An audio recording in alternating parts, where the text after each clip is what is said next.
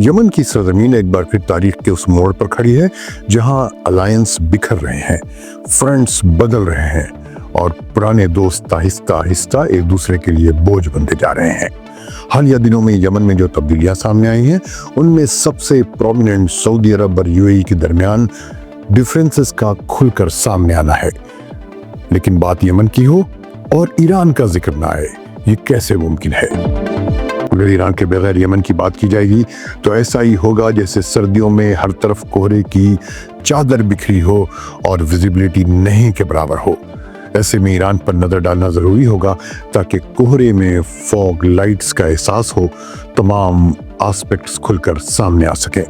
سعودی عرب اور UAE کے درمیان ڈیفرنسز صرف ڈپلومیٹک اسٹیٹمنٹس یا پس پردہ شکوک تک محدود نہیں رہے، بلکہ ان کے اثرات لوکل پاورز کی اثر نو صف بندی، زمینی الائنس کی تبدیلی اور پاور بیلنس میں صاف جھٹکوں کی صورت میں دکھائی دینے لگے ہیں۔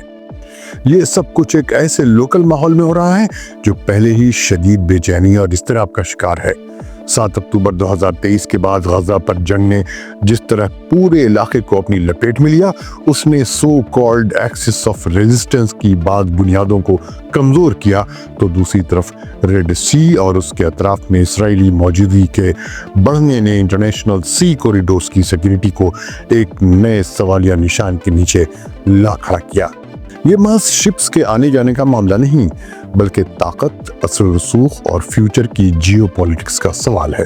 اسی کانٹیکسٹ میں سوڈان کی مسلسل غیر یقینی صورتحال بھی ایک خاموش مگر خطرناک پس منظر فراہم کر رہی ہے، جہاں خانہ جنگی اب ایک کھلے ریجنل اور انٹرنیشنل کانفلکٹ کی شکل اختیار کر چکی ہے۔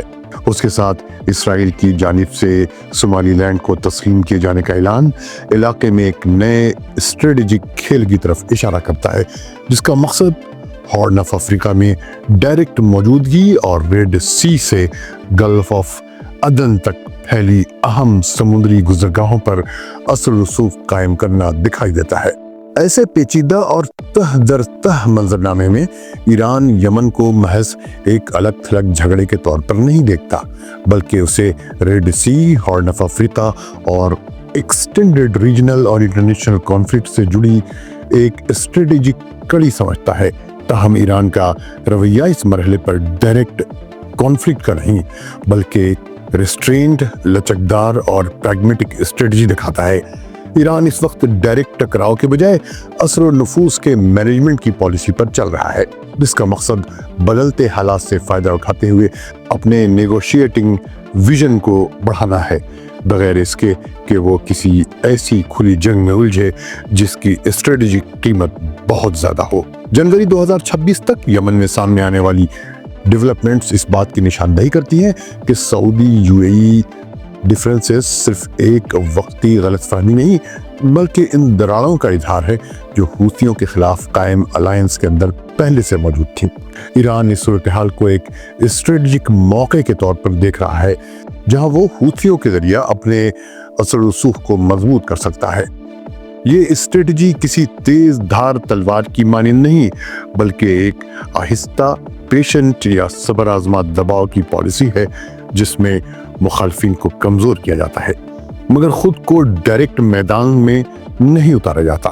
حالیہ ہفتوں میں یمن کے معاملے میں ایرانی ڈپلومیٹک سرگرمیوں میں صاف تیزی دیکھی گئی ہے۔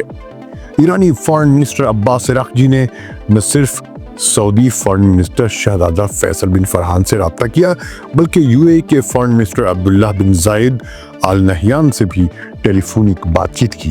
یہ کانٹیکٹس ایک ایسے وقت میں ہوئے جب یمن میں طاقت کے سینٹرز دوبارہ بن پا رہے ہیں، اور خاص طور پر حضرموت اور المہرہ جیسے صوبوں میں گراؤنڈ ریئلٹیز تیزی سے بدل رہی ہیں۔ یمن میں جو کچھ ہو رہا ہے وہ صرف سعودی عرب اور UAE کے درمیان اختلاف کی کہانی نہیں، بلکہ یہ اس ایکٹیو الائنس کے ماڈل کے خاتمے کی علامت بھی ہے جو برسوں سے ریجنل جنگوں میں استعمال ہوتا رہا۔ وہ الائنس جو کبھی کامن دشمن کے خلاف ایک ہتھیار تھا، اب خود اپنے اندر کنٹراڈکشن کا شکار ہو چکا ہے، اور پارٹنرشپ آہستہ آہستہ ایک دوسرے کے لیے بوجھ بنتی جا رہی ہے۔ اب صورتحال یہ ہے کہ اسٹیٹس کھلے میدان میں نہیں بلکہ خاموش طریقوں سے اپنے فارمر الائز کے خلاف स्ट्रेटजी बना रहे हैं। ईरानी फॉरेन मिनिस्टर के 28 दिसंबर के बयान के मुताबिक अब्बास अराग़ची ने सऊदी फॉरेन मिनिस्टर से बातचीत में दो तरफा ताल्लुकात के साथ साथ यमन की ताज़ा सूरत हाल पर भी डिस्कशन किया। इस मौके पर ईरानी मौक़िफ़ हस्बे मामूल यमन की यूनिटी, उसकी रीजनल इंटीग्रिटी और एक पॉलिटिकल रोड मैप पर अमल की ज़रूरत पर फोकस रहा। अगरचे उसकी अमली तफसीलात बयान नहीं की गई। इस तरह यूएई फॉरेन मिनिस्टर से गुफ्तगू में भी अराग़ची ने नेशनल डायलॉग को यमन क्राइसिस का एक वाहिद हल करार दिया जो ईरानी सरकारी नैरेटिव का मुस्तकिल हिस्सा रहा है। इन कॉन्टैक्ट्स का दायरा यहाँ ख़त्म नहीं हुआ।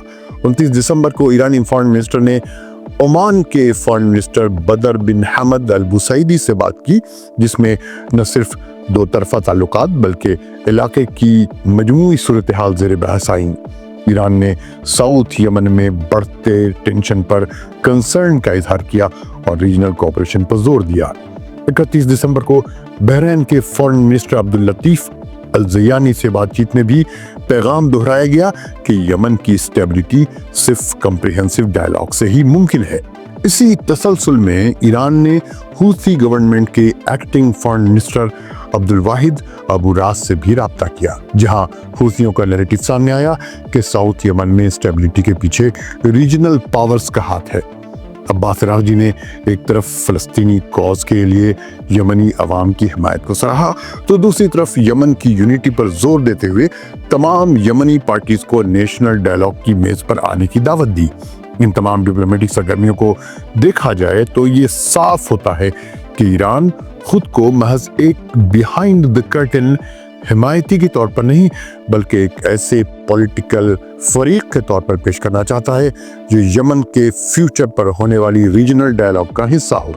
ये कोशिश इस डर से भी जुड़ी है कि कहीं यमन के बारे में कोई नया रीजनल अरेंजमेंट ईरान को नज़रअंदाज करके न तय पा जाए।